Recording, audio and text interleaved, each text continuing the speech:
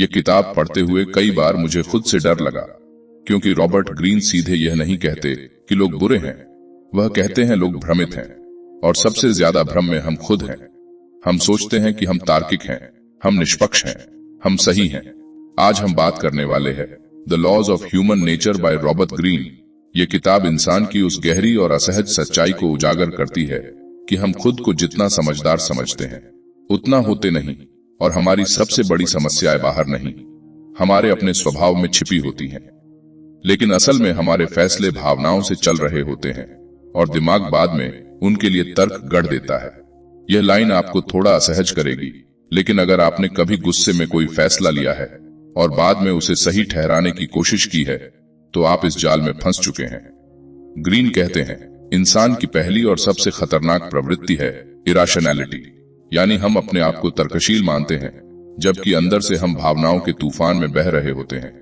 You like to imagine yourself in control of your fate consciously, planning the course of your life as best you can, but you are largely unaware of how deeply your emotions dominate you. सीधे शब्दों में आपको लगता है कि आप control में हैं, पर असल में आपकी भावनाएं आपको चला रही हैं। और अगर आप इसे नहीं पहचानते, तो आपकी पूरी जिंदगी रिएक्शन में गुजर जाएगी, एक्शन में नहीं। अब आप सोच रहे होंगे, ठीक है, भावनाएं तो सबके पास होती हैं, इसमें नई बात क्या है? नई बात यह है कि ज्यादातर लोग अपनी भावनाओं को पहचानने की कोशिश ही नहीं करते, वे बस उन्हें जस्टिफाई करते हैं। यही वजह है कि वही गलतियां बार बार दोहराई जाती हैं। एक दोस्त है, हर बार गलत लोगों पर भरोसा करता है, हर बार धोखा खाता है, फिर कहता है मेरी किस्मत खराब है। लेकिन सच यह है कि उसकी अंधी उम्मीदें और वैलिडेशन की भूख उसे बार बार उसी गड्ढे में धकेल रही हैं। और यहीं ज्यादातर लोग फेल होते हैं, वे पैटर्न नहीं देखते। यह सिर्फ कहानी नहीं, यह आपकी आदत है। ग्रीन कहते हैं अगर आप अपनी इरेशनल टेंडेंसीज को नहीं समझते, तो कोई और उन्हें आपके खिलाफ इस्तेमाल करेगा। लोग आपकी इनसिक्योरिटी, आपकी जल्दबाजी, आपकी अप्रूवल की चाह सब पढ़ लेते हैं और फिर खेलते हैं। यह दुनिया सिर्फ अच्छाई से नहीं चलती, यह मनोविज्ञान से चलती है।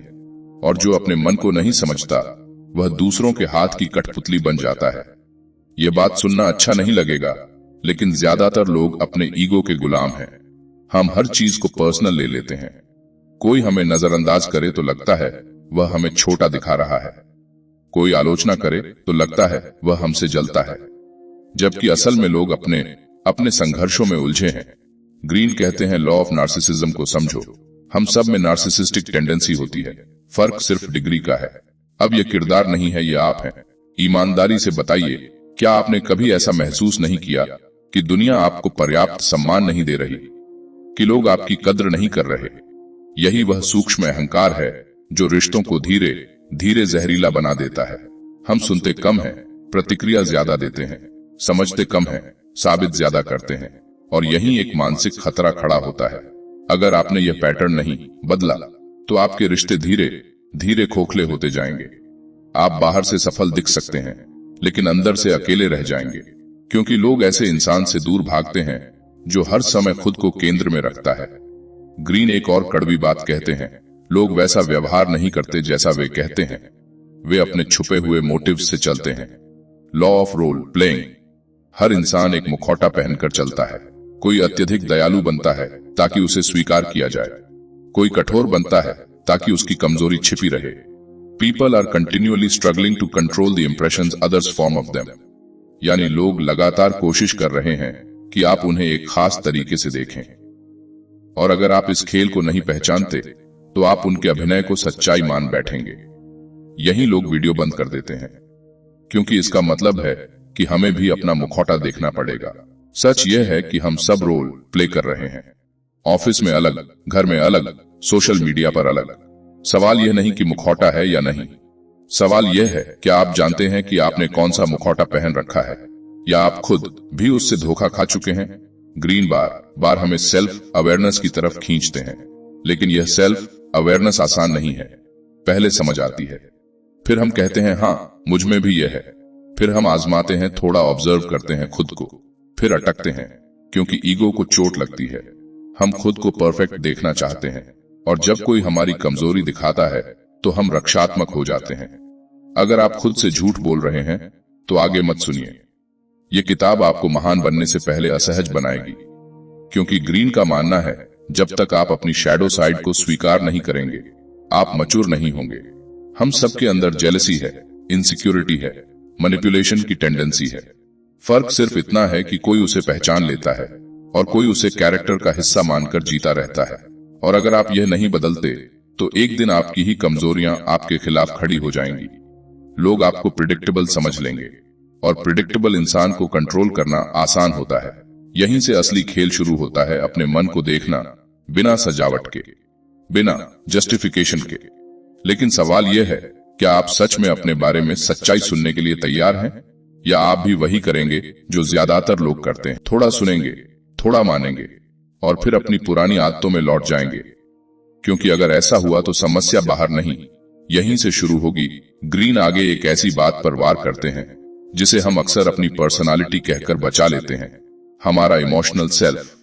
वह कहते हैं, इंसान खुद को जितना भी तर्कसंगत मान ले, उसके फैसलों के पीछे छुपा हुआ इंजन भावनाएं ही हैं।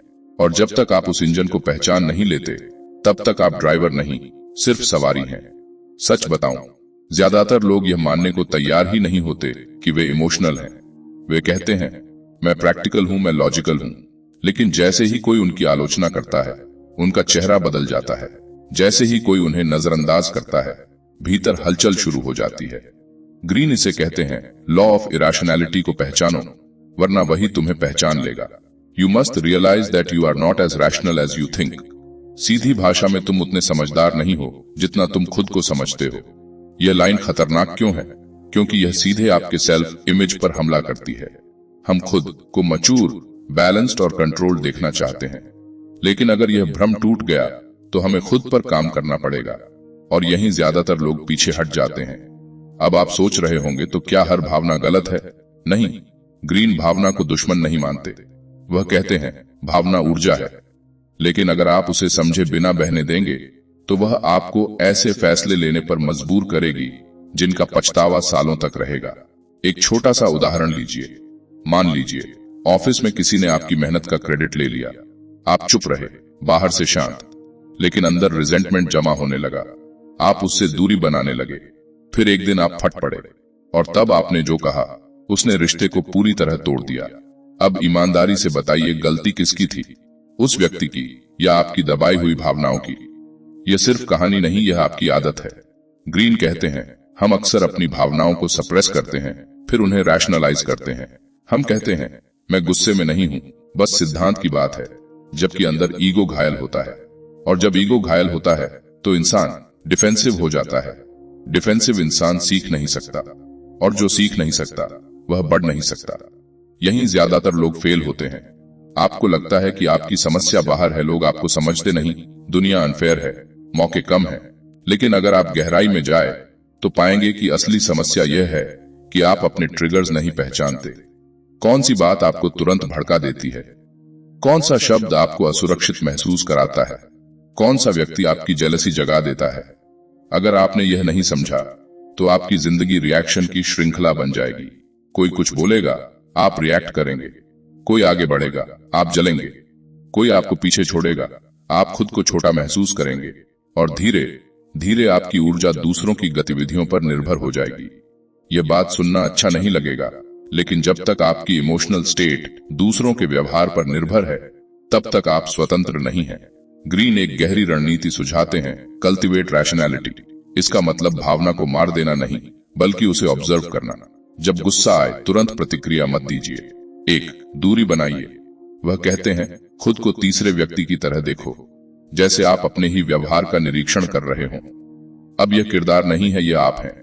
मान लीजिए आपको किसी ने इंसल्ट किया, आप तुरंत जवाब देना चाहते हैं, लेकिन अगर आप एक पल रुकें और खुद से पूछें, मुझे इतनी चोट क्यों लगी, तो शायद जवाब मिलेगा, क्योंकि आपने खुद को पहले ही इनसिक्योर महसूस किया हुआ था। वह व्यक्ति सिर्फ ट्रिगर था, कारण नहीं। अगर आप खुद से झूठ बोल रहे हैं तो आगे मत सुनिए। हम सबको लगता है कि हम सही हैं, लेकिन ग्रीन कहते हैं, अपनी गलतियों को एनालाइज करना सीखो। जब भी कोई कॉन्फ्लिक्ट हो, खुद से पूछो, इसमें मेरी भूमिका क्या थी? यह लाइन आपको असहज करेगी, क्योंकि हम विक्टिम बनना पसंद करते हैं। विक्टिम को सिंपैथी मिलती है, लेकिन जिम्मेदारी लेने वाले को ग्रोथ मिलती है। और ग्रोथ आसान नहीं है। पहले समझ आती है, हाँ, मैं जल्दी रिएक्ट करता हूं। फिर हम कोशिश करते हैं रुकने की। 2 बार सफल होते हैं, तीसरी बार फिर भड़क जाते हैं और तब हम खुद को दोष देते हैं। यही रुकना नहीं है, यही वह चरण है जहां कैरेक्टर बनता है। ग्रीन कहते हैं इमोशनल मैच्योरिटी रेपिटेशन से आती है, एक बार के संकल्प से नहीं। एक और खतरनाक भ्रम है कि समय के साथ हम खुद मैच्योर हो जाते हैं। नहीं, उम्र बढ़ने से मैच्योरिटी नहीं आती, अवेयरनेस से आती है। और अवेयरनेस तब आती है जब आप अनकंफर्टेबल ट्रूथ्स को स्वीकार करते हैं। यही लोग वीडियो बंद कर देते हैं क्योंकि यह आसान है कहना कि मैं ऐसा ही हूं। लेकिन ग्रीन साफ कहते हैं your character is not fixed, it is a pattern you have repeated. यानी आपका स्वभाव पत्थर में नहीं लिखा, यह उन प्रतिक्रियाओं का पैटर्न है जिन्हें आपने बार बार दोहराया है। और अगर पैटर्न सीखा गया है तो बदला भी जा सकता है। लेकिन खतरा यही है, अगर आपने इसे नहीं बदला तो आपका वही पैटर्न आपकी पहचान बन जाएगा। लोग कहेंगे इससे बात मत करो, जल्दी भड़क जाता है, इसे जिम्मेदारी मत दो, इमोशनल है। और धीरे धीरे आपके मौके कम होते जाएंगे। आपको लगेगा दुनिया अनफेयर है, लेकिन असल में आपका अनियंत्रित मन आपकी सीमाएं तय कर रहा होगा। अब आप सोचिए, क्या आप अपनी इमोशनल वीकनेसेस को पहचानने की हिम्मत रखते हैं? क्या आप अपने ट्रिगर्स की सूची बना सकते हैं? क्या आप अगली बार गुस्से में रुक पाएंगे? यह आसान नहीं है। पहले आप ऑब्जर्व करेंगे, फिर गलती करेंगे, फिर थोड़ा सुधार होगा, फिर छोटी जीत मिलेगी जब आप किसी प्रोवोकेशन पर शांत रहेंगे। और वही छोटी जीत आपका कॉन्फिडेंस बनाएगी। लेकिन अगर आप बीच में ही हार मान गए, अगर आपने कहा मेरे बस की बात नहीं, तो याद रखिए कोई और आपके इमोशनल ब्लाइंड स्पॉट्स का फायदा उठाएगा। और यहीं से अगला खतरा शुरू होता है, क्योंकि सिर्फ अपनी भावनाएं समझना काफी नहीं है। आपको दूसरों की छुपी हुई भावनाओं और इरादों को भी पढ़ना होगा, वरना खेल आधा ही समझ में आएगा। अब तक हमने अपनी भावनाओं की बात की, लेकिन ग्रीन यही नहीं रुकते। वह कहते हैं अगर आप सिर्फ खुद को समझते हैं और दूसरों को नहीं, तो आप आधा खेल ही खेल रहे हैं। क्योंकि दुनिया सिर्फ आपके मन से नहीं चलती, दूसरे लोगों के मन से भी चलती है। और सच बताऊं, ज्यादातर लोग खुद को समझने से भी ज्यादा दूसरों को गलत समझते हैं। ग्रीन का एक बड़ा नियम है लॉ ऑफ रोल प्लेइंग।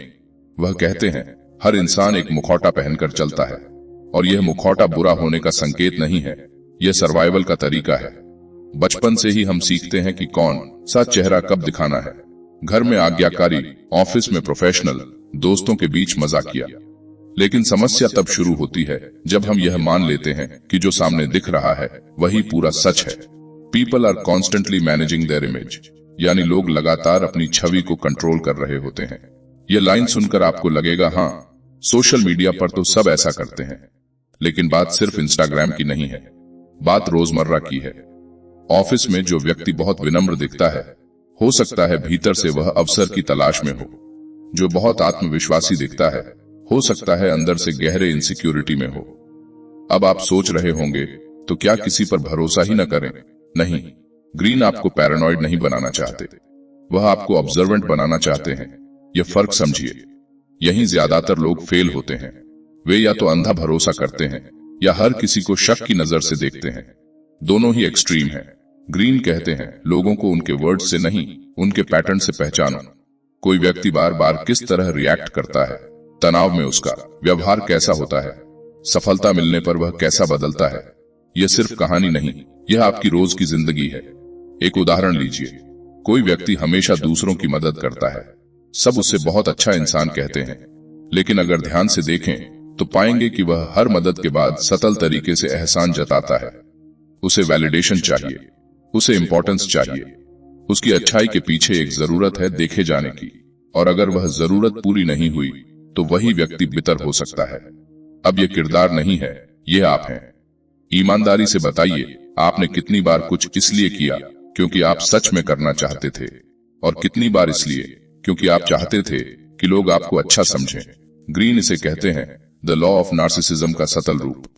हम सब चाहते हैं कि हमें नोटिस किया जाए, सराहा जाए, और इसमें गलत कुछ नहीं है। लेकिन अगर हम अपनी इस जरूरत को नहीं पहचानते तो हम दूसरों की जरूरतों के शिकार बन जाते हैं। ये बात सुनना अच्छा नहीं लगेगा, लेकिन अगर आप लोगों को खुश करने की आदत में जी रहे हैं तो धीरे धीरे आपकी अपनी पहचान घुल जाएगी। ग्रीन सलाह देते हैं एम्पैथी को डेवलप करो, लेकिन नाइव मत बनो। एम्पैथी का मतलब है सामने वाले की भावनाओं को समझना, उसके इरादों को पढ़ना। लेकिन नाइव होने का मतलब है उसकी हर बात को सच मान लेना। यह अंतर समझना जरूरी है, वरना आप मैनिपुलेशन का शिकार होंगे। You must learn to see through people's masks, यानी लोगों के मुखौटे के पार देखना सीखो। यह लाइन खतरनाक क्यों है? क्योंकि अगर आप यह नहीं सीखते तो आप बार बार गलत लोगों को सही समझते रहेंगे और हर बार चोट खाएंगे। फिर कहेंगे लोग बदल गए हैं, जबकि सच यह है कि आपने कभी उन्हें पढ़ने की कोशिश ही नहीं की। अगर आप खुद से झूठ बोल रहे हैं तो आगे मत सुनिए, क्योंकि लोगों को पढ़ना आसान नहीं है। इसमें समय लगता है। आपको अपनी भावनाओं को शांत रखना होगा। अगर आप किसी से पहले ही प्रभावित हो गए उसके चार्म से, उसकी सफलता से, तो आप उसके फ्लॉज नहीं देख पाएंगे। और चार्म अक्सर सबसे खतरनाक हथियार होता है। ग्रीन एक और गहरी बात कहते हैं, लोग अक्सर वही छिपाते हैं जो उनके लिए सबसे संवेदनशील है। जो व्यक्ति बहुत जोर से अपनी ईमानदारी की बात करता है, शायद भीतर से असुरक्षित है। जो बार बार लॉयल्टी की बात करता है, हो सकता है खुद लॉयल्टी से डरता हो। यही लोग वीडियो बंद कर देते हैं, क्योंकि इसका मतलब है कि हमें लोगों को नए नजरिए से देखना होगा। हमें सरफेस के नीचे जाना होगा, और यह मेहनत मांगता है। आसान है किसी को अच्छा या बुरा कह देना, मुश्किल है उसे कॉम्प्लेक्स इंसान की तरह समझना। लेकिन अगर आपने यह स्किल नहीं सीखी तो आपकी जिंदगी बार बार गलत अलायंसेस से भरी रहेगी। आप गलत पार्टनर चुनेंगे, गलत दोस्त, गलत सहयोगी, और हर बार ब्लेम बाहर जाएगा।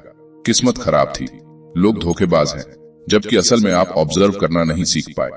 अब सोचिए, क्या आप लोगों के शब्दों से ज्यादा उनके व्यवहार पर ध्यान देते हैं? क्या आप नोटिस करते हैं कि कौन कब बदलता है, कौन प्रेशर में टूटता है, कौन सफलता में घमंडी हो जाता है? यह स्किल धीरे धीरे आती है। पहले आप सिर्फ सुनते हैं, फिर ऑब्जर्व करना शुरू करते हैं। फिर एक दिन आप नोटिस करते हैं ये व्यक्ति जो कह रहा है उसके एक्शंस उससे मेल नहीं खाते, और वही आपकी छोटी जीत होती है। आप थोड़ा कम नाइव बनते हैं, थोड़ा ज्यादा जागरूक, लेकिन खतरा अभी भी बाकी है, क्योंकि लोगों को पढ़ते पढ़ते कहीं आप खुद कोल्ड और डिटैच्ड न बन जाए। कहीं ऐसा न हो कि आप हर रिश्ते में स्ट्रैटेजी देखने लगें और कनेक्शन भूल जाए। और यही असली संतुलन की परीक्षा शुरू होती है, क्योंकि इंसान को समझना है, लेकिन इंसानियत खोए बिना, वरना आप जीत तो जाएंगे पर अकेले रह जाएंगे। अब एक ऐसी बात जिस पर ग्रीन बहुत जोर देते हैं, और जो सुनने में सीधी लगती है लेकिन जीने में सबसे मुश्किल है, आपका चरित्र आपका भाग्य बन जाता है। हाँ, यह लाइन आप पहले भी सुन चुके होंगे, लेकिन यहां इसे मोटिवेशन की तरह नहीं, चेतावनी की तरह समझिए। ग्रीन कहते हैं, हर इंसान के भीतर कुछ गहरे पैटर्न होते हैं, कुछ रिकरिंग बिहेवियर्स। कोई व्यक्ति बार बार जल्दी उत्साहित होता है और जल्दी निराश। कोई बार बार गलत लोगों पर भरोसा करता है। कोई बार बार मौके के करीब जाकर खुद सबताज कर देता है, और वह सोचता है मेरे साथ ही ऐसा क्यों होता है। सच बताऊं, उसके साथ नहीं हो रहा, वह खुद दोहरा रहा है। Your character is your destiny. इसका मतलब यह नहीं कि सब पहले से तय है। इसका मतलब है आपका स्वभाव, आपकी आदतें, आपकी इमोशनल टेंडेंसीज ही आपके फैसले तय करती हैं, और आपके फैसले आपका भविष्य। यह लाइन खतरनाक क्यों है? क्योंकि यह आपको विक्टिम होने का आराम छीन लेती है। अब आप सोच रहे होंगे, तो क्या मैं बदल नहीं सकता? ग्रीन का जवाब साफ है, बदल सकते हो, लेकिन पहले पहचानो, और पहचानना सबसे पेनफुल हिस्सा है। यहीं ज्यादातर लोग फेल होते हैं। हम अपने चरित्र को पर्सनैलिटी कहकर बचा लेते हैं। मैं ऐसा ही हूं, मुझे जल्दी गुस्सा आ जाता है, मैं कमिटमेंट से डरता हूं, जैसे यह कोई जन्मजात पहचान हो। लेकिन ग्रीन कहते हैं यह पैटर्न है, और पैटर्न सीखे गए हैं बचपन के अनुभवों से, असुरक्षाओं से, छोटे छोटे घावों से। यह सिर्फ कहानी नहीं, यह आपकी जिंदगी है। मान लीजिए बचपन में आपको बार बार इग्नोर किया गया। अब बड़े होकर आप हर जगह वैलिडेशन खोजते हैं। जब तक लोग आपकी तारीफ करते हैं, आप खुश हैं। जैसे ही आलोचना होती है, आप टूट जाते हैं। आप इसे कहते हैं मैं सेंसिटिव हूं, लेकिन गहराई में जाए तो पाएंगे ये एक अनसुलझा घाव है। अब यह किरदार नहीं है, ये आप हैं। ईमानदारी से बताइए, आपकी सबसे बड़ी कमजोरी क्या है? टालमटोल, जल्दी भरोसा करना, ओवरथिंकिंग। ग्रीन कहते हैं अपने फ्लॉज की एक सूची बनाओ। हाँ, लिखो, क्योंकि जब तक चीजें अस्पष्ट हैं, आप उन्हें रोमांटिसाइज करते रहेंगे। यह बात सुनना अच्छा नहीं लगेगा, लेकिन अगर आप अपनी कमजोरी को पहचान नहीं रहे, तो वह धीरे धीरे आपकी पहचान बन रही है। ग्रीन एक और गहरी बात करते हैं, लोग अक्सर अपने चरित्र के अंधे बिंदु, ब्लाइंड स्पॉट्स नहीं देख पाते, क्योंकि ईगो उन्हें रोकता है। आप खुद को जेनरस समझते हैं, लेकिन लोग आपको कंट्रोलिंग समझ सकते हैं। आप खुद को ऑनेस्ट समझते हैं, लेकिन लोग आपको हार्श समझ सकते हैं। अगर आप खुद से झूठ बोल रहे हैं तो आगे मत सुनिए, क्योंकि सच्चाई यह है आपका सेल्फ इमेज अक्सर डिस्टॉर्टेड होता है। और जब तक आप दूसरों की प्रतिक्रिया को खुले मन से नहीं सुनेंगे, आप अपने ब्लाइंड स्पॉट्स नहीं देख पाएंगे। लेकिन यहां भी सावधानी है, हर आलोचना सही नहीं होती। ग्रीन कहते हैं रिपीटेड फीडबैक पर ध्यान दो। अगर अलग अलग लोग एक ही फ्लोर की ओर इशारा कर रहे हैं तो वहां कुछ है। यही लोग वीडियो बंद कर देते हैं, क्योंकि इसका मतलब है कि हमें अपनी बनाई हुई मैं अच्छा हूं वाली कहानी को तोड़ना पड़ेगा, और ईगो को यह पसंद नहीं। लेकिन अगर आपने यह नहीं किया तो वही पैटर्न बार बार आपके रिश्तों, करियर और अवसरों को नुकसान पहुंचाएगा। आप हर बार सोचेंगे बस ये एक बार है, लेकिन ये एक बार नहीं, ये एक साइकिल है। ग्रीन सुझाव देते हैं रेडिकल सेल्फ ऑब्जर्वेशन।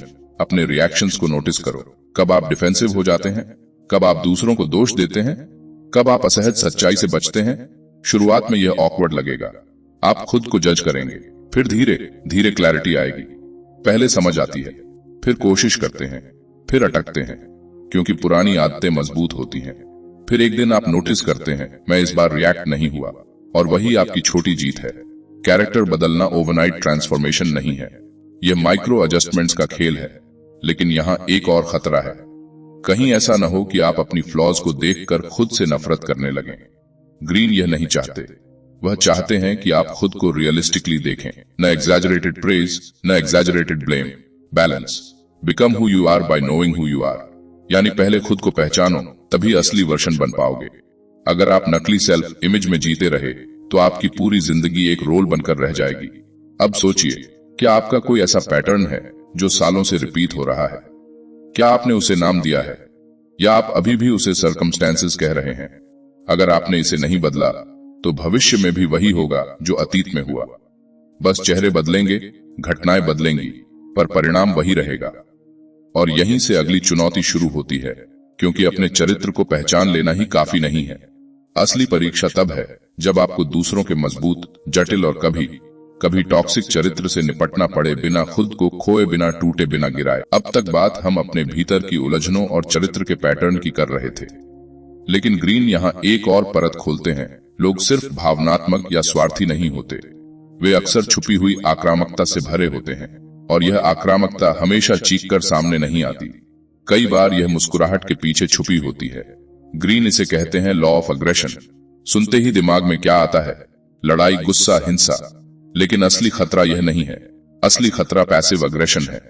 वह व्यक्ति जो सामने से कुछ नहीं कहता, लेकिन पीछे से माहौल बिगाड़ देता है, जो सीधे विरोध नहीं करता, लेकिन सतल तरीके से आपका काम रोक देता है, जो आपको कॉम्प्लीमेंट देता है, लेकिन उसके भीतर हल्का सा तंज छुपा होता है। अब आप सोच रहे होंगे, इतना ओवरथिंक करने की क्या जरूरत है? यहीं ज्यादातर लोग फेल होते हैं, क्योंकि वे सोचते हैं कि अग्रेशन सिर्फ लाउड लोगों में होती है, जबकि कई बार सबसे शांत व्यक्ति सबसे ज्यादा अंदर से भरा हुआ होता है। ग्रीन कहते हैं इंसान के भीतर फ्रस्ट्रेशन, जेलसी, इनसिक्योरिटी जमा होती रहती है, और अगर उसे हेल्थी तरीके से बाहर निकलने का रास्ता नहीं मिलता तो वह इनडायरेक्ट रूप ले लेती है। यह सिर्फ कहानी नहीं, यह आपकी रोज की जिंदगी है। मान लीजिए आपका कोई सहकर्मी है जो हर मीटिंग में आपकी बात से सहमत होता है, लेकिन जब प्रोजेक्ट आगे बढ़ता है तो वह डेडलाइंस मिस करता है, छोटी छोटी गलतियां करता है और पूरा ब्लेम सिस्टम पर डाल देता है। बाहर से वह सपोर्टिव है, अंदर से रेसिस्टेंट। यह पैसिव अग्रेशन है। अब यह किरदार नहीं है, यह आप भी हो सकते हैं। ईमानदारी से बताइए, आपने कितनी बार सीधे नहीं कहने की जगह चुप रहकर भीतर रिजेंटमेंट पाला है? कितनी बार आपने किसी से नाराज होकर सीधी बात करने की बजाय दूरी बना ली? ग्रीन कहते हैं सप्रेस्ड एंगर कभी गायब नहीं होता, वह बस रूप बदलता है। यह बात सुनना अच्छा नहीं लगेगा, लेकिन अगर आप अपनी नाराजगी को पहचान नहीं रहे तो आप धीरे धीरे टॉक्सिक बन रहे हैं। Look for patterns of indirect hostility, यानी सीधी लड़ाई से ज्यादा ध्यान उस हॉस्टिलिटी पर दो जो इनडायरेक्ट है। यह लाइन खतरनाक क्यों है? क्योंकि इनडायरेक्ट हॉस्टिलिटी रिश्तों को धीरे धीरे खोखला करती है। कोई बड़ी लड़ाई नहीं होती, बस ट्रस्ट कम होता जाता है। और अगर आपने इसे समय पर नहीं पहचाना तो एक दिन आपको समझ ही नहीं आएगा कि रिश्ता टूटा कैसे। ग्रीन सलाह देते हैं अग्रेशन को चैनल करो, उसे डिनाई मत करो। अगर आपको गुस्सा आता है तो खुद से स्वीकार करो, अगर आप किसी से जेलस हैं तो खुद को पकड़ो। अवेयरनेस ही पहला कदम है, क्योंकि जो व्यक्ति अपनी अग्रेशन को नहीं पहचानता वह दूसरों की अग्रेशन का शिकार बनता है। यही लोग वीडियो बंद कर देते हैं, क्योंकि अग्रेशन शब्द अनकंफर्टेबल है। हम खुद को अच्छा, शांत, सिविलाइज्ड मानना चाहते हैं, लेकिन सच यह है इंसान के भीतर डोमिनेंस की इच्छा होती है, जीतने की इच्छा होती है, दूसरों से आगे निकलने की इच्छा होती है। और यह बुरी नहीं है, लेकिन अगर आप इसे अनकॉन्शियस छोड़ देंगे तो यह आपको ऐसे कदम उठाने पर मजबूर करेगी जिन पर बाद में शर्म आएगी। ग्रीन एक और चेतावनी देते हैं, कभी भी किसी व्यक्ति की अग्रेशन को अंडर एस्टिमेट मत करो। कुछ लोग लंबे समय तक शांत रहते हैं, ऑब्जर्व करते हैं और सही मौके पर वार करते हैं। अगर आप लोगों को सिर्फ उनके सरफेस बिहेवियर से जज करेंगे तो आप ब्लाइंड स्पॉट में रहेंगे। अगर आप खुद से झूठ बोल रहे हैं तो आगे मत सुनिए। क्या आपने कभी सोचा है कि आप किन सिचुएशंस में कंपेटिटिव हो जाते हैं? किन लोगों के सामने आपको खुद को प्रूव करने की तीव्र इच्छा होती है? यह डोमिनेंस इंस्टिंक्ट है, और अगर आप इसे कॉन्शियसली नहीं समझते तो आप हर बातचीत को सटल पावर स्ट्रगल बना देंगे। यह वही जगह है जहां रिश्ते धीरे धीरे बैटलफील्ड बन जाते हैं। पहले समझ आती है, हाँ मैं कभी कभी इनडायरेक्टली रिएक्ट करता हूं, फिर कोशिश करते हैं सीधे बात करने की, ऑकवर्ड लगता है, डर लगता है कि सामने वाला क्या सोचेगा, फिर एक बार आप साफ शब्दों में कहते हैं मुझे यह बात खटक रही है, और आश्चर्य होता है कि चीजें सुलझ सकती हैं। वही आपकी छोटी जीत है, लेकिन खतरा अभी भी है। अगर आप अग्रेशन को सिर्फ सप्रेस करेंगे तो वह अंदर सड़ती रहेगी। अगर आप उसे अनकंट्रोल्ड छोड़ देंगे तो वह सब जला देगी। ग्रीन का संतुलन है awareness plus control plus strategic expression. Channel your aggression into ambition, यानी अपनी आक्रामक ऊर्जा को डिस्ट्रक्टिव मत बनाओ, उसे कंस्ट्रक्टिव बनाओ। खेल में लगाओ, लक्ष्य में लगाओ, ग्रोथ में लगाओ, क्योंकि ऊर्जा तो है ही, सवाल है वह किस दिशा में जाएगी। अब सोचिए, क्या आपके भीतर कोई दबा हुआ गुस्सा है, कोई अधूरी शिकायत, कोई तुलना जो आपको भीतर से खा रही है? अगर है तो वह कहीं ना कहीं आपके व्यवहार में रिस रही है, और अगर आपने इसे समय रहते नहीं पहचाना तो एक दिन वही दबा हुआ भाव अचानक फटेगा, और तब नुकसान सिर्फ दूसरों का नहीं होगा, आपका भी होगा, क्योंकि इंसान की छुपी हुई अग्रेशन ही अक्सर उसके सबसे बड़े पतन की शुरुआत बनती है, और यहीं से अगली परत खुलती है। एनवी वह जहर जो मुस्कुराते चेहरों के पीछे पलता है। अब हम उस भावना पर आते हैं जिसके बारे में लोग खुलकर बात नहीं करते, ईर्ष्या। ग्रीन इसे हल्के में नहीं लेते, वह साफ कहते हैं अगर आप मानव स्वभाव को समझना चाहते हैं तो एनवी को समझना ही पड़ेगा, क्योंकि यह वह जहर है जो चुपचाप बहता है, दिखता नहीं पर असर गहरा करता है। सच बताऊं, ज्यादातर लोग यह मानने को तैयार ही नहीं होते कि वे ईर्ष्यालु हैं। वे कहते हैं नहीं, मैं बस कंपैरिजन कर रहा हूं, मैं तो मोटिवेट हो रहा हूं, लेकिन अंदर एक चुभन होती है। किसी की सफलता देखी नहीं कि भीतर हल्का सा असंतोष जागता है, और हम तुरंत उसे जस्टिफाई कर देते हैं। ग्रीन कहते हैं लॉ ऑफ एनवी को पहचानो। People are more often envious than they admit, यानी लोग जितना स्वीकार करते हैं उससे कहीं ज्यादा ईर्ष्यालु होते हैं। यह लाइन खतरनाक क्यों है? क्योंकि यह हमारे नैतिक सेल्फ इमेज को तोड़ देती है। हम खुद को अच्छा, सपोर्टिव और उदार मानना चाहते हैं, लेकिन अगर भीतर से हम कंपैरिजन में जी रहे हैं तो हमारी शांति नकली है। अब आप सोच रहे होंगे तो क्या तुलना करना गलत है? नहीं, समस्या तुलना नहीं है। समस्या यह है कि कंपैरिजन से पैदा हुई जलन को हम पहचानते नहीं, हम उसे दबा देते हैं, और वही दबा हुआ भाव पैसिव हॉस्टिलिटी बन जाता है। यह सिर्फ कहानी नहीं, यह आपकी आदत है। मान लीजिए आपके किसी दोस्त को प्रमोशन मिला, आप मुस्कुराए, बधाई दी, लेकिन रात को सोते समय आपने सोचा मेहनत तो मैंने ज्यादा की थी। यही सटल एनवी है। अगर आप इसे स्वीकार नहीं करेंगे तो धीरे धीरे वह दोस्त आपको इरिटेट करने लगेगा। आप उसकी गलतियां खोजने लगेंगे, उसकी सफलता को छोटा साबित करने की कोशिश करेंगे। अब यह किरदार नहीं है, यह आप हैं। ईमानदारी से बताइए, क्या आपने कभी किसी की उपलब्धि को कम करके दिखाने की कोशिश नहीं की?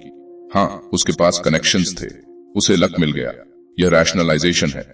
ग्रीन कहते हैं जब आप किसी की सफलता को लक कहकर डिसमिस करते हैं तो आप खुद को सुधारने का मौका खो देते हैं। यहीं ज्यादातर लोग फेल होते हैं। वे एनवी को पहचानने की बजाय उसे मॉरल कवर दे देते हैं। लेकिन एनवी का असली नुकसान क्या है? वह आपके फोकस को बाहर खींच लेती है। आप अपनी ग्रोथ से हटकर दूसरों की प्रोग्रेस पर नजर रखने लगते हैं, और जब आपका ध्यान बिखर गया तो आपकी ऊर्जा भी बिखर जाएगी। ये बात सुनना अच्छा नहीं लगेगा, लेकिन अगर आप कंपैरिजन में जी रहे हैं तो आप कभी संतुष्ट नहीं होंगे। ग्रीन एक और गहरी बात करते हैं, एनवी अक्सर उन लोगों के बीच होती है जो आपसे बहुत दूर नहीं है। आप किसी अरबपति से कम जलते हैं, लेकिन अपने बराबर वाले से ज्यादा। क्यों? क्योंकि वह मेरा है। वह दिखाता है कि जो उसने किया आप भी कर सकते थे, और यही दर्द देता है। अगर आप खुद से झूठ बोल रहे हैं तो आगे मत सुनिए, क्योंकि एनवी का सामना करना ईगो के लिए सबसे कठिन है।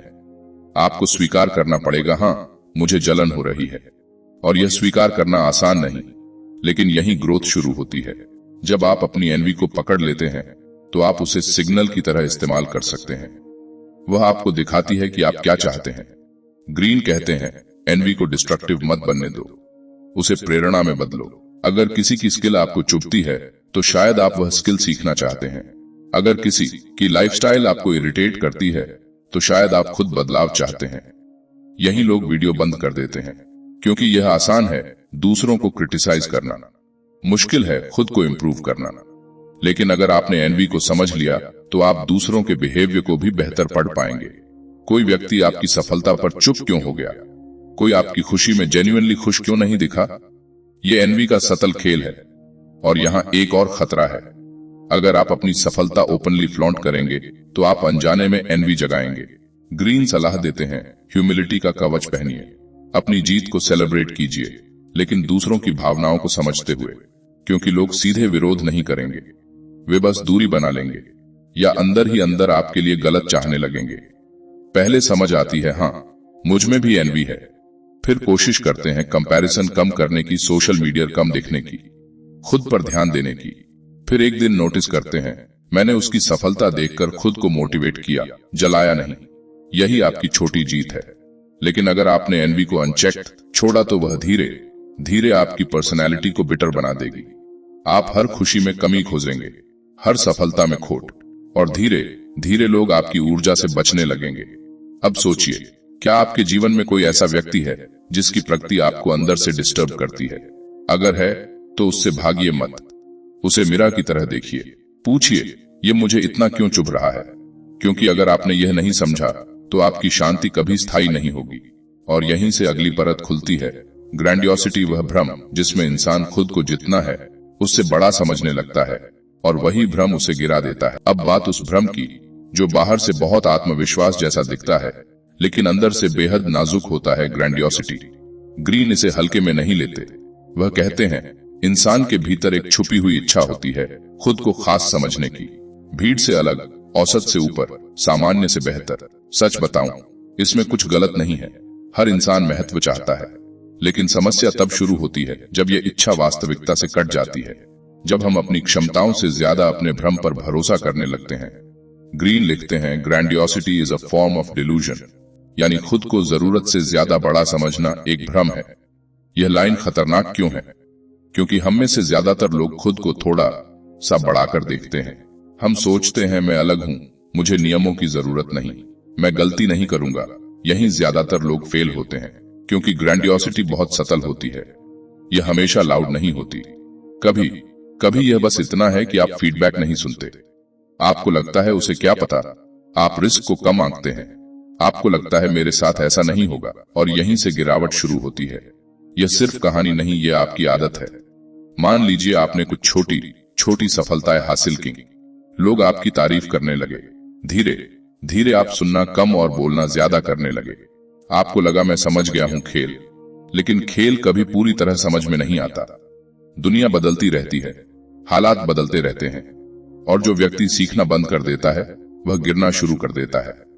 अब यह किरदार नहीं है, यह आप हैं। ईमानदारी से बताइए, क्या कभी आपको ऐसा महसूस नहीं हुआ कि आप दूसरों से थोड़ा बेहतर हैं, कि आपकी सोच अलग है, ऊंची है? यह नेचुरल है। लेकिन अगर यह भावना आपको ब्लाइंड कर दे तो खतरा है। ग्रीन कहते हैं, ग्रैंडियोसिटी आपको वास्तविकता से डिस्कनेक्ट कर देती है। आप वार्निंग साइंस नहीं देख पाते। ये बात सुनना अच्छा नहीं लगेगा, लेकिन अगर आपको लगता है कि आप गलत नहीं हो सकते तो आप पहले से ही गलत हैं। ग्रीन एक और गहरी बात कहते हैं, ग्रैंडियोसिटी अक्सर इनसिक्योरिटी से जन्म लेती है। जो व्यक्ति अंदर से असुरक्षित है वही बाहर से सबसे ज्यादा खुद को बड़ा दिखाने की कोशिश करता। वह एग्जैजरेट करता है, अपनी उपलब्धियों को बढ़ा चढ़ाकर बताता है, क्रिटिसिज्म से चिढ़ जाता है, अगर आप खुद से झूठ बोल रहे हैं तो आगे मत सुनिए, क्योंकि ग्रैंडियोसिटी का सामना करने के लिए ह्यूमिलिटी चाहिए, और ह्यूमिलिटी ईगो को चुभती है। ग्रीन सलाह देते हैं, रियलिटी चेक लेते रहो। अपने आसपास ऐसे लोग रखो जो आपको सच बता सकें। अपने आप से पूछो, क्या मैं सीख रहा हूं या सिर्फ साबित कर रहा हूं?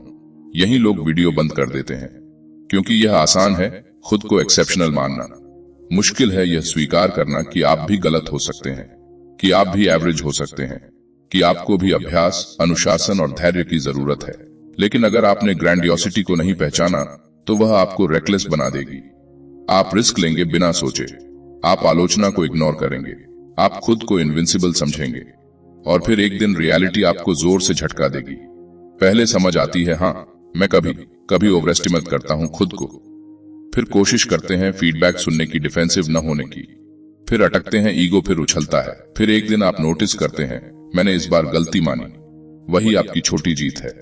ग्रीन कहते हैं, ग्राउंडेड एम्बिशन विकसित करो। ऊंचा सोचो लेकिन जमीन मत छोड़ो।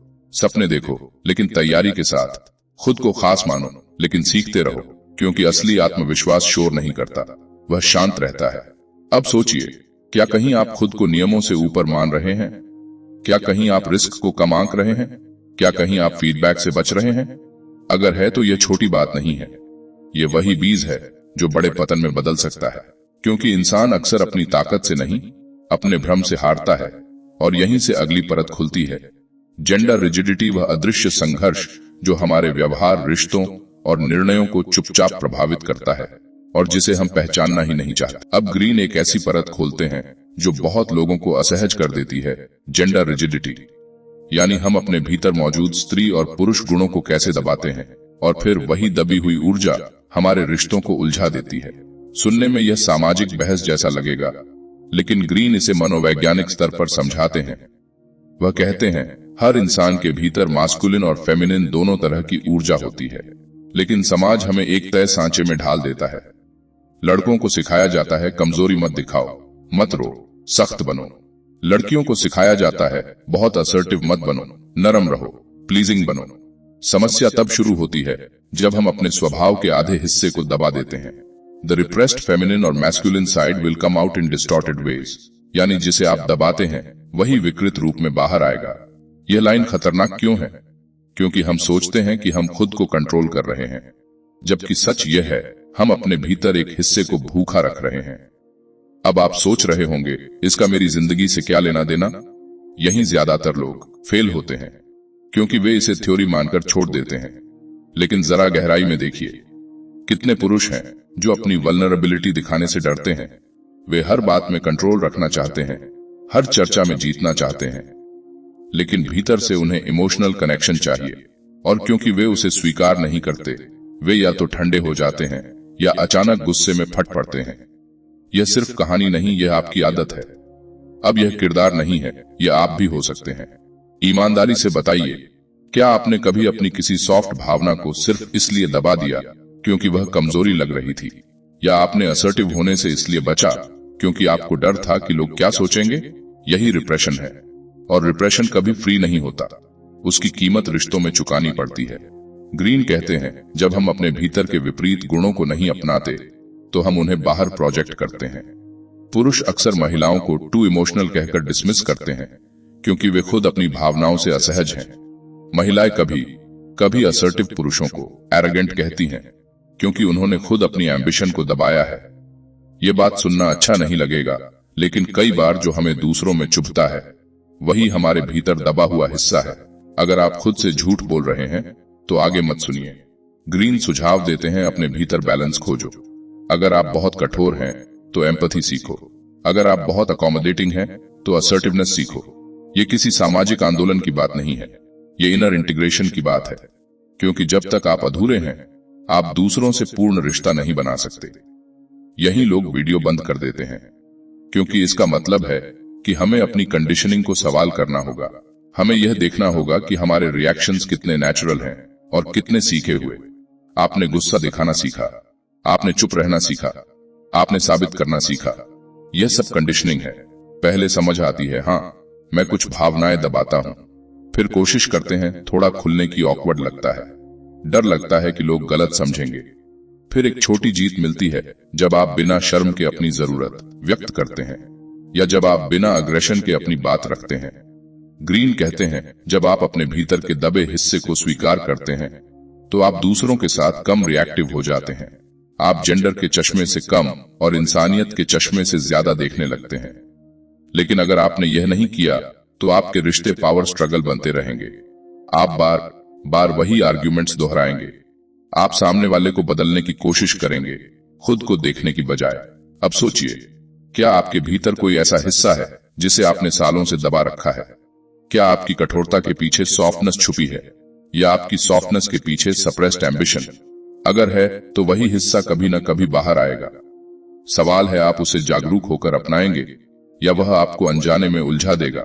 और यहीं से अगली परत खुलती है, एमलेसनेस, वह खालीपन जो तब पैदा होता है जब इंसान अपने भीतर के संतुलन को नहीं समझता और जीवन बिना दिशा के बहने लगता है, और यह बहाव धीरे धीरे उसे अंदर से खोखला कर देता है। अब ग्रीन एक ऐसी सच्चाई पर आते हैं जो बाहर से साधारण लगती है लेकिन भीतर से बहुत खतरनाक है, एमलेसनेस, दिशा का अभाव, बिना स्पष्ट उद्देश्य के जीना। और यार, यह सुनने में इतना गंभीर नहीं लगता, लेकिन सच बताऊं, यही चुपचाप सबसे बड़ी बर्बादी बनता है। ग्रीन कहते हैं इंसान के भीतर ऊर्जा होती है, महत्वाकांक्षा, आक्रामकता, कल्पना, जिज्ञासा, सब। लेकिन अगर इस ऊर्जा को कोई दिशा नहीं मिली तो वह इधर उधर भटकती रहेगी, और भटकती हुई ऊर्जा अक्सर खुद के खिलाफ काम करने लगती है। He who has no purpose allows others to determine his fate, यानी जिसके पास अपना लक्ष्य नहीं है उसकी दिशा कोई और तय कर देगा। यह लाइन खतरनाक क्यों है? क्योंकि हम में से बहुत लोग बिजी तो हैं लेकिन पर्पसफुल नहीं। हम काम कर रहे हैं, भाग रहे हैं, जवाब दे रहे हैं, लेकिन पूछिए क्यों? अब आप सोच रहे होंगे, मेरे पास तो जॉब है, जिम्मेदारियां हैं, सपने भी हैं। ठीक है, लेकिन क्या वह आपका चुना हुआ रास्ता है या हालात ने आपको वहां पहुंचा दिया? क्या आप कॉन्शियसली डिसाइड कर रहे हैं या बस फ्लो के साथ बह रहे हैं? यहीं ज्यादातर लोग फेल होते हैं। वे एमलेसनेस को आराम समझ लेते हैं, देखेंगे जो होगा, अभी तो ठीक चल रहा है। लेकिन डायरेक्शन की कमी धीरे धीरे भीतर खालीपन पैदा करती है। आप बाहर से स्टेबल दिखते हैं, अंदर से रेस्टलेस होते जाते हैं। यह सिर्फ कहानी नहीं, यह आपकी जिंदगी है। मान लीजिए कोई व्यक्ति सालों से एक ही काम कर रहा है, ठीक ठाक कमाई है, कोई बड़ी समस्या नहीं, लेकिन उसे खुद नहीं पता कि वह किस दिशा में जा रहा है। कोई बड़ा लक्ष्य नहीं, कोई इंटरनल ड्राइव नहीं। धीरे धीरे वह इरिटेट होने लगता है, छोटी बातों पर चिढ़ता है, दूसरों की सफलता उसे डिस्टर्ब करने लगती है। क्यों? क्योंकि भीतर की ऊर्जा बिना आउटलेट के भटक रही है। अब यह किरदार नहीं है, यह आप हैं। ईमानदारी से बताइए, क्या आपने कभी खुद से साफ पूछा है कि आप किस दिशा में जा रहे हैं? 5 साल बाद खुद को कहां देखना चाहते हैं? या आप बस इमीडिएट प्रॉब्लम सुलझा रहे हैं? ग्रीन कहते हैं इंसान को एक हायर पर्पस चाहिए, कुछ ऐसा जो उसके ईगो से बड़ा हो, क्योंकि जब तक आपका लक्ष्य सिर्फ पर्सनल कंफर्ट है आप जल्दी थक जाएंगे। लेकिन जब आपका उद्देश्य मीनिंगफुल होता है तो कठिनाई भी सहन हो जाती है। यह बात सुनना अच्छा नहीं लगेगा, लेकिन अगर आपके पास स्पष्ट दिशा नहीं है तो आप दूसरों के गोल्स पूरे करने में अपनी जिंदगी लगा देंगे। अगर आप खुद से झूठ बोल रहे हैं तो आगे मत सुनिए, क्योंकि एमलेसनेस अक्सर डिस्गाइज्ड होती है। हम खुद को बिजी रख लेते हैं, सोशल मीडिया, छोटी छोटी अचीवमेंट्स, रैंडम डिस्ट्रैक्शंस, ताकि हमें यह महसूस न करना पड़े कि भीतर खालीपन है। ग्रीन सुझाव देते हैं अपने इंटरेस्ट्स को एक्सप्लोर करो, अपने नेचुरल इंक्लिनेशंस को पहचानो। बचपन में क्या चीज आपको खींचती थी? किस काम में समय का पता नहीं चलता? यह सुपरफिशियल सवाल नहीं है, ये क्लूज हैं। यही लोग वीडियो बंद कर देते हैं, क्योंकि डायरेक्शन ढूंढना आसान नहीं है। उसमें ट्रायल होगा, गलती होगी, अनसर्टेनिटी होगी। पहले क्लैरिटी नहीं होगी, पहले कंफ्यूजन होगा, फिर थोड़ा सा इंसाइट मिलेगा, फिर आप कोशिश करेंगे, शायद फेल होंगे, फिर थोड़ा एडजस्ट करेंगे, फिर एक छोटी जीत मिलेगी जब आपको लगेगा हाँ ये मेरा रास्ता है। ग्रीन कहते हैं पर्पस कोई लाइटनिंग बोल्ट नहीं है जो अचानक गिरेगा, वह धीरे धीरे बनता है, छोटे छोटे डिसीजंस से, अवेयरनेस से, फोकस से। लेकिन अगर आपने यह खोजने की कोशिश ही नहीं की तो आप रिएक्टिव लाइफ जीते रहेंगे। किसी की एक्सपेक्टेशन पूरी करेंगे, किसी की डेडलाइन पूरी करेंगे, और एक दिन पीछे मुड़कर देखेंगे मैंने खुद के लिए क्या चुना। यह लाइन आपको थोड़ा असहज करेगी, लेकिन एमलेसनेस का असली नुकसान पैसा या स्टेटस नहीं है। असली नुकसान है मीनिंग का खो जाना, और मीनिंग के बिना इंसान या तो सिनिकल हो जाता है या डिप्रेस्ड। अब सोचिए, क्या आपकी रोज की मेहनत किसी बड़े विजन से जुड़ी है या आप सिर्फ सरवाइव कर रहे हैं? अगर आप सरवाइव मोड में जी रहे हैं तो धीरे धीरे आपका पोटेंशियल सिमट जाएगा, क्योंकि डायरेक्शन के बिना टैलेंट भी भटक जाता है। और यहीं से अगली परत खुलती है, कन्फॉर्मिटी, भीड़ के साथ चलने की वह प्रवृत्ति जो हमें सुरक्षित तो रखती है लेकिन महान बनने से रोक देती है। और अगर आपने उसे नहीं पहचाना तो आप भीड़ में खो जाएंगे बिना यह समझे कि आपकी असली आवाज कब दब गई। अब ग्रीन हमें एक और बेहद खतरनाक प्रवृत्ति की तरफ ले जाते हैं, कन्फॉर्मिटी, भीड़ के साथ चलना, सुरक्षित रहना, अलग न दिखना। और सच बताऊं, ये इंसानी दिमाग की सबसे पुरानी प्रोग्रामिंग है, क्योंकि हजारों साल तक सर्वाइवल इसी पर टिका था, समूह से अलग हुए तो खत्म। लेकिन आज वही इंस्टिंक्ट हमें औसत बना रही है। ग्रीन कहते हैं इंसान स्वाभाविक रूप से सोशल एनिमल है, उसे स्वीकार किए जाने की जरूरत है। वह भीड़ के खिलाफ जाना नहीं चाहता, क्योंकि रिजेक्शन का डर बहुत गहरा है। और यहीं असली समस्या शुरू होती है। The desire to fit in can override your desire to be yourself, यानी भीड़ में फिट होने की इच्छा आपकी असली पहचान से बड़ी हो जाती है। ये लाइन खतरनाक क्यों है? क्योंकि हम खुद को इंडिपेंडेंट समझते हैं। हमें लगता है मैं अपनी सोच रखता हूं, लेकिन जरा गहराई में जाइए, आपकी कितनी राय सच में आपकी है? अब आप सोच रहे होंगे, मैं तो किसी की नहीं सुनता। यहीं ज्यादातर लोग फेल होते हैं, क्योंकि कन्फॉर्मिटी हमेशा सीधी नहीं होती, वह सतल होती है। आप ट्रेंड फॉलो करते हैं, आप वही राय रखते हैं जो आपके सोशल सर्कल में पॉपुलर है। आप कंट्रोवर्शियल बात कहने से बचते हैं। क्यों? क्योंकि आप कॉन्फ्लिक्ट नहीं चाहते। यह सिर्फ कहानी नहीं, यह आपकी आदत है। मान लीजिए ऑफिस में कोई गलत निर्णय लिया जा रहा है, आपको भीतर से लगता है कि यह ठीक नहीं है, लेकिन सब चुप हैं, आप भी चुप रहते हैं। आप खुद को समझाते हैं, शायद मैं ही गलत हूं। यह कन्फॉर्मिटी है, और यही छोटी छोटी चुप्पियां बड़े नुकसान में बदलती हैं। अब यह किरदार नहीं है, ये आप हैं। ईमानदारी से बताइए, कितनी बार आपने अपनी सच्ची राय इसलिए नहीं रखी क्योंकि आप अलग नहीं दिखना चाहते थे? ग्रीन कहते हैं कन्फॉर्मिटी धीरे धीरे आपकी इंडिविडुअलिटी को खा जाती है। आप बाहर से सुरक्षित दिखते हैं, अंदर से हॉलो होते जाते हैं। यह बात सुनना अच्छा नहीं लगेगा, लेकिन अगर आपकी पहचान सिर्फ भीड़ से तय हो रही है तो आपकी खुद की कोई ठोस पहचान नहीं है। ग्रीन एक और गहरी बात करते हैं, ग्रुप डायनामिक्स का प्रभाव बहुत शक्तिशाली होता है। जब लोग समूह में होते हैं तो वे अलग तरह से बिहेव करते हैं। वे अधिक एक्सट्रीम हो जाते हैं, अधिक भावुक, अधिक अग्रेसिव। और अगर आप अवेयर नहीं हैं तो आप भी उसी इमोशनल करंट में बह जाते हैं। अगर आप खुद से झूठ बोल रहे हैं तो आगे मत सुनिए, क्योंकि सच यह है, भीड़ के खिलाफ खड़ा होना आसान नहीं है। पहले आप डरेंगे, लगेगा लोग जज करेंगे, शायद मजाक उड़ाएंगे, लेकिन यही कैरेक्टर बनता है। जब आप रिस्पेक्टफुली अपनी बात रखते हैं, जब आप ग्रुप प्रेशर के बावजूद सोचते हैं, यही लोग वीडियो बंद कर देते हैं, क्योंकि अलग दिखने की कीमत होती है। लेकिन ग्रीन कहते हैं, अगर आप हमेशा सेफ खेलेंगे तो कभी एक्स्ट्रॉर्डिनरी नहीं बनेंगे। असली ग्रोथ अक्सर भीड़ से थोड़ा हटकर चलने में होती है।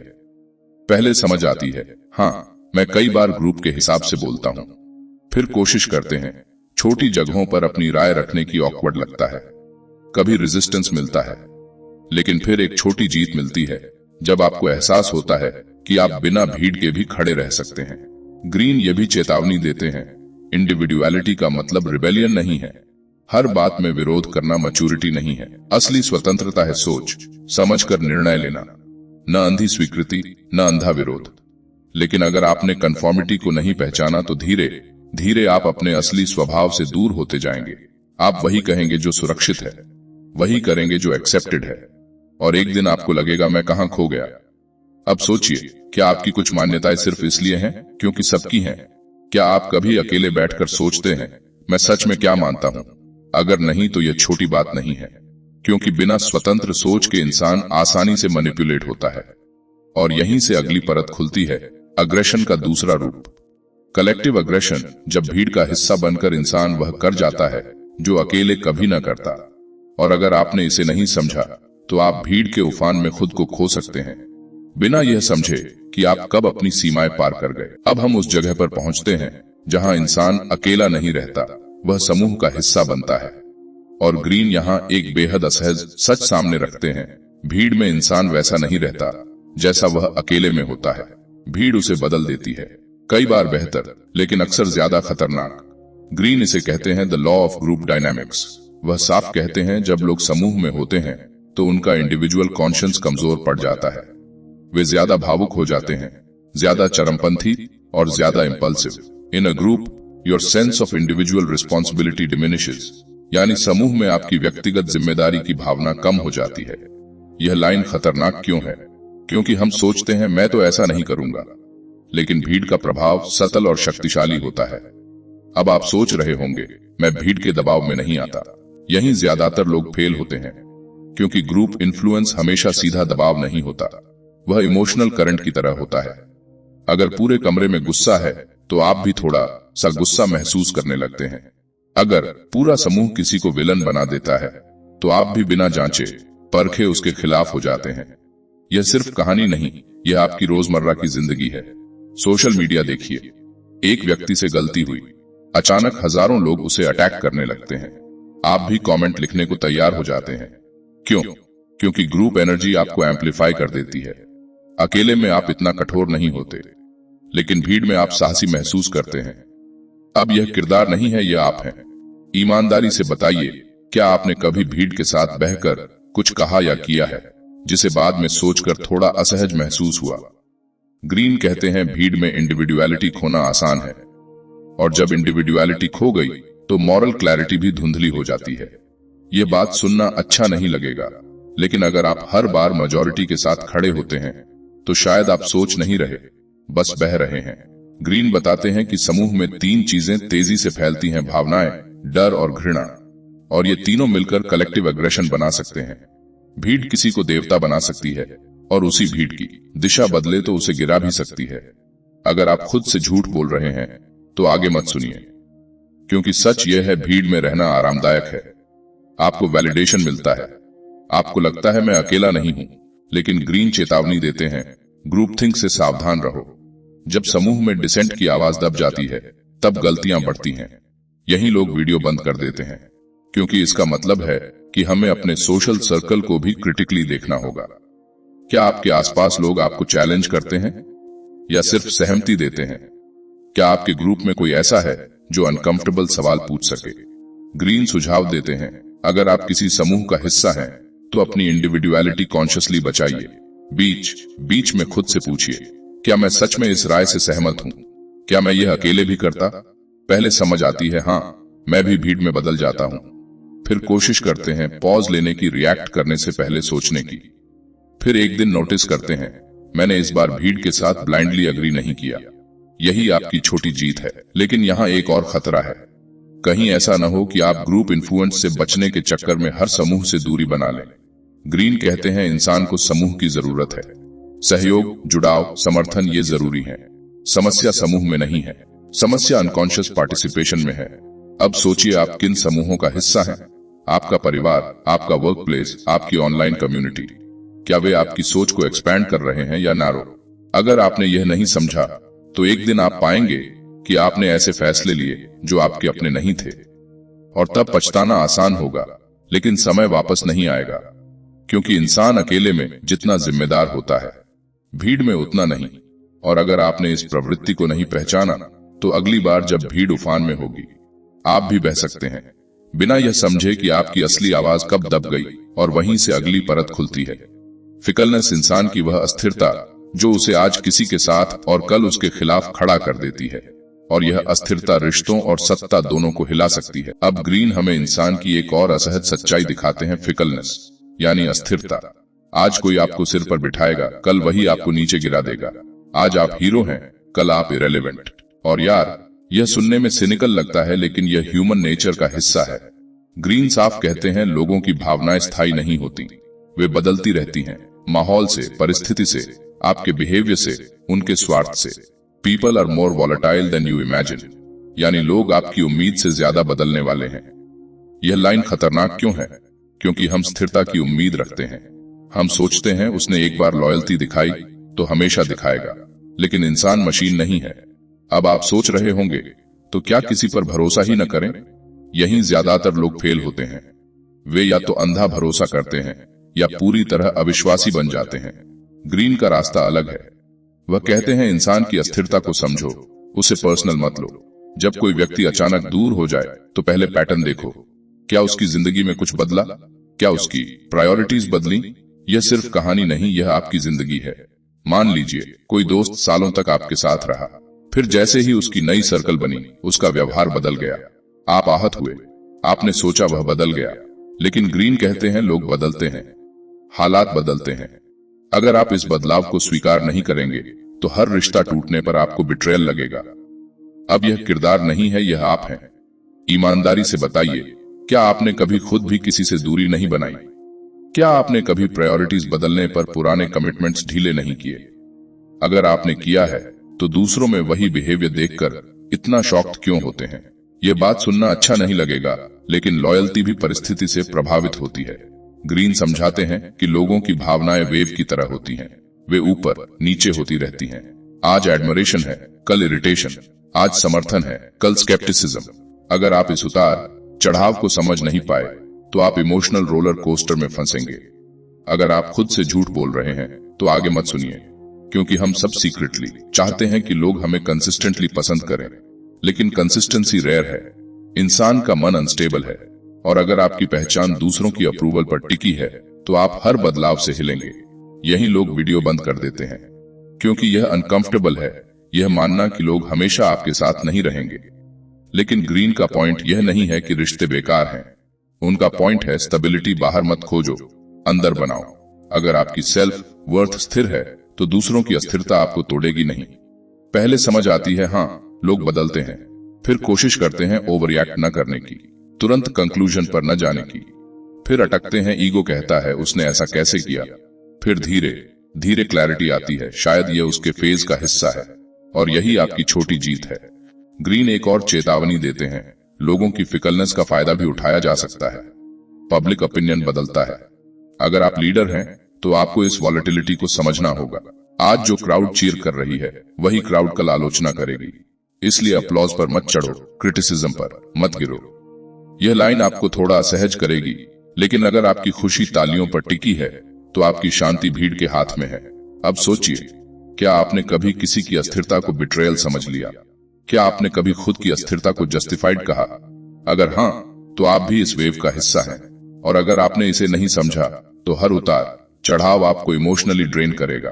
आप हर बदलाव को क्राइसिस समझेंगे, क्योंकि इंसान स्थिर नहीं है, और यही सच अगली परत की ओर ले जाता है।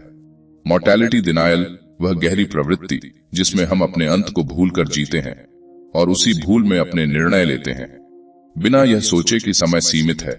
और अगर आपने इसे नहीं समझा तो शायद आप जीवन को गंभीरता से कभी नहीं लेंगे। अब ग्रीन हमें एक ऐसी सच्चाई के सामने खड़ा करते हैं जिससे हम सब बचते हैं, मृत्यु।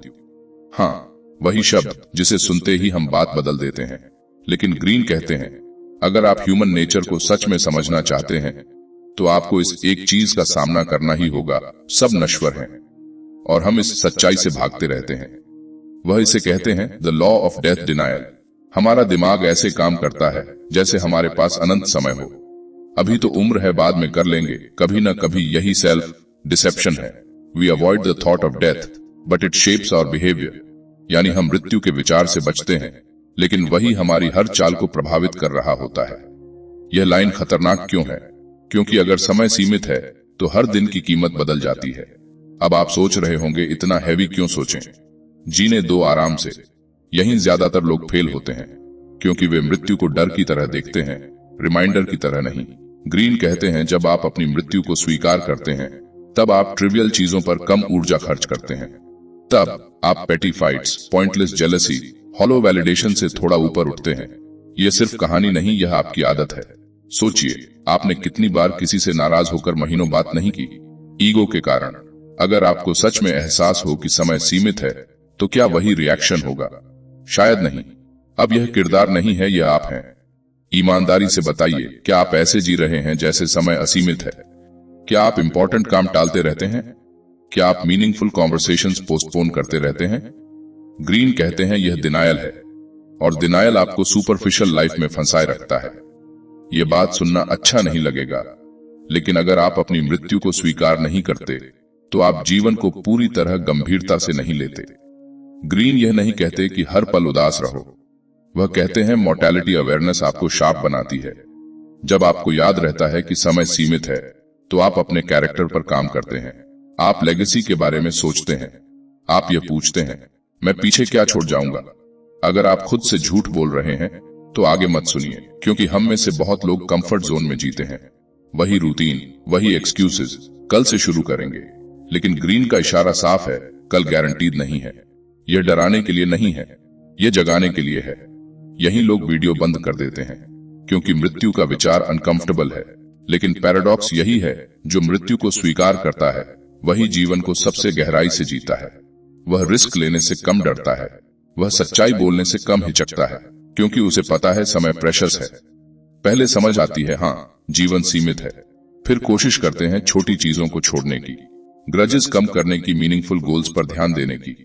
फिर अटकते हैं, फिर वही डिस्ट्रैक्शंस। लेकिन फिर एक दिन आप नोटिस करते हैं, मैंने इस बार ईगो की बजाय कनेक्शन चुना। यही आपकी छोटी जीत है। ग्रीन एक और गहरी बात कहते हैं, मॉर्टैलिटी अवेयरनेस आपको हम्बल बनाती है। आप समझते हैं कि आप यूनिवर्स का केंद्र नहीं हैं। आपकी समस्याएं भी अस्थायी हैं, आपका गुस्सा भी, आपका अपमान भी, और यह समझ इमोशनल बैलेंस देती है। यह लाइन आपको थोड़ा असहज करेगी, लेकिन अगर आप ऐसे जी रहे हैं जैसे आप हमेशा रहेंगे, तो आप अपनी प्राथमिकताएं गलत चुन रहे हैं। अब सोचिए, अगर आपको सच में पता हो कि आपके पास सीमित समय है, तो आप किस पर ध्यान देंगे? किस से माफी मांगेंगे?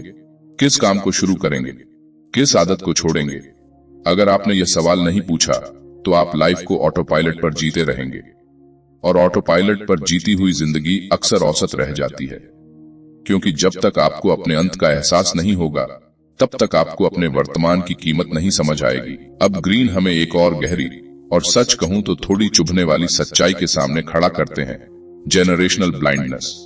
हर पीढ़ी यह मानती है कि वह खास है, कि उसने इतिहास से सीख लिया है, कि वह पिछली पीढ़ियों से ज्यादा जागरूक, ज्यादा आधुनिक, ज्यादा समझदार है, और यहीं से चक्र दोबारा शुरू होता है।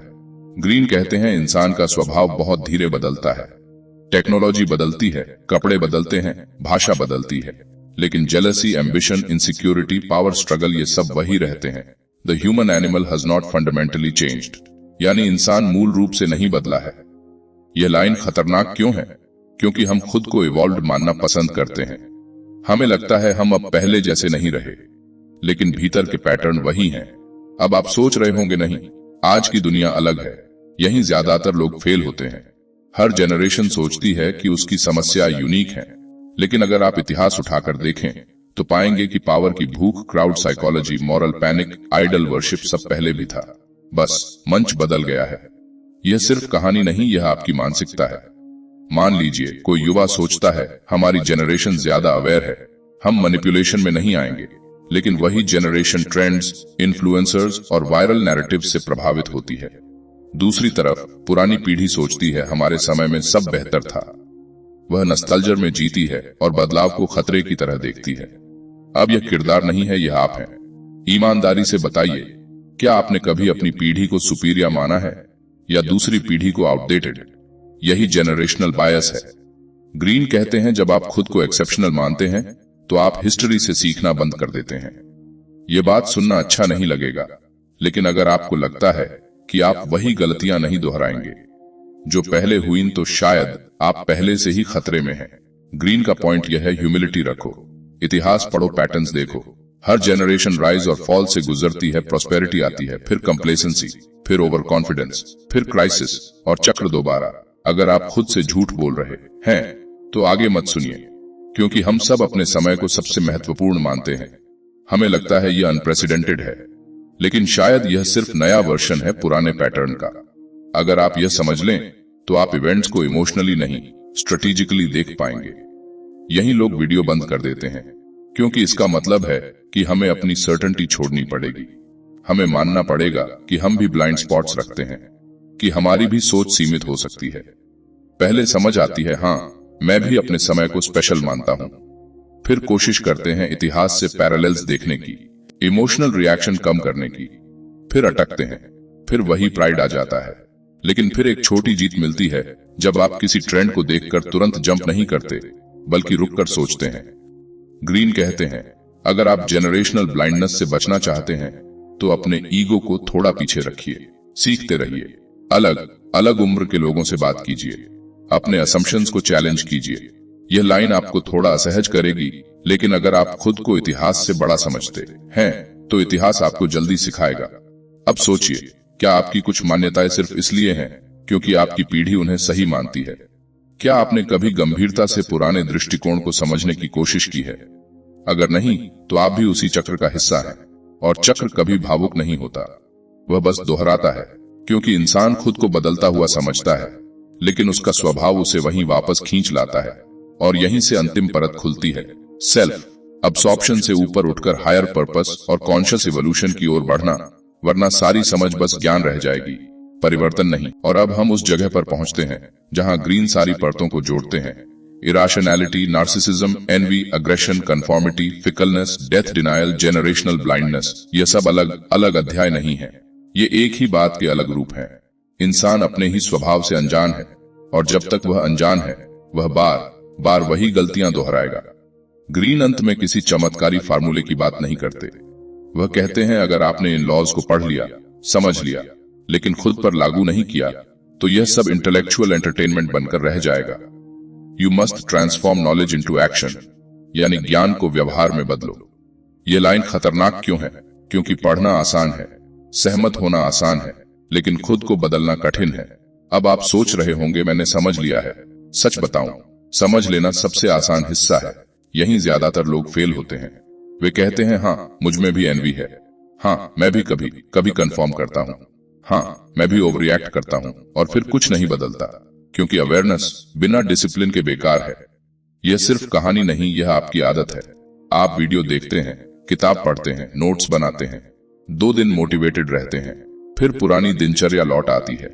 क्योंकि चेंज इमोशनल नहीं, स्ट्रक्चरल होना चाहिए।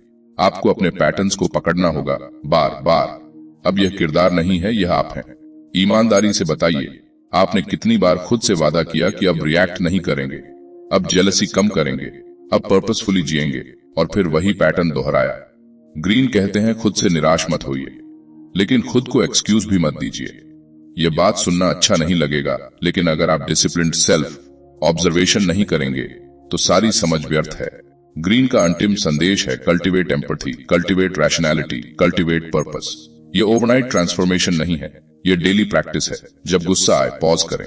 जब एनवी आए, उसे सिग्नल समझें। जब भीड़ दबाव डाले, सोचें। जब ईगो उभरे, रियलिटी चेक लें।